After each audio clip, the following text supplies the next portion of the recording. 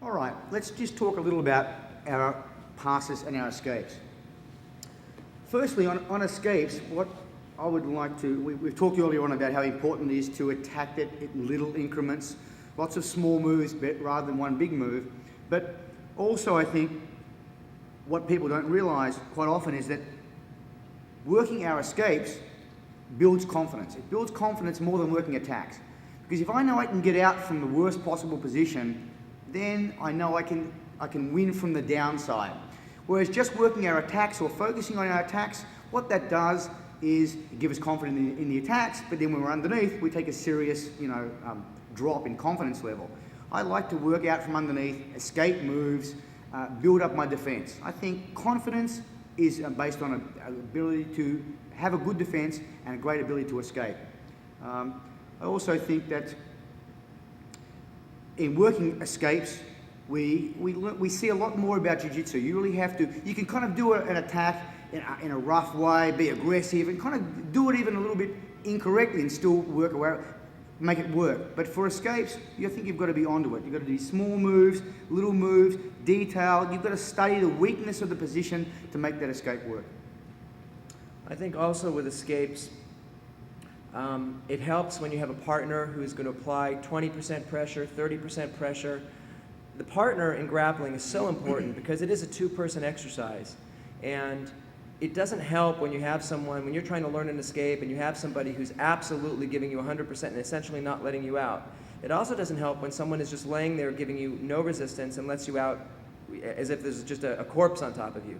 A good partner gives you just enough, very little resistance in the beginning. Once you know it a little bit more, gives you a sense of reality and gives you that sense of success, like having training wheels on a bicycle, making it a little easier, but you can still get the feel of it. That's very, very important for learning escapes. You have to have a good partner who understands that, who will give you some reality, but let you out, teaching your body what to do. I also think that in general in escapes, working it is very important. People tend to shy away from it because it's hard. Let's face it, no one likes to spend time on the bottom being crushed down, you're out of breath.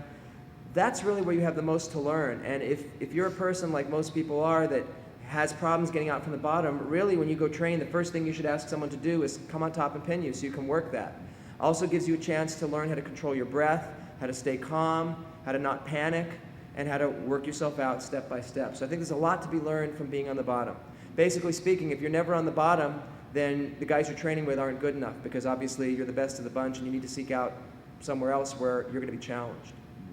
Also, I think with passing, we talked about escapes and passes. I mean, they can be viewed the same thing. Passing the guard can be viewed as an escape from the guard.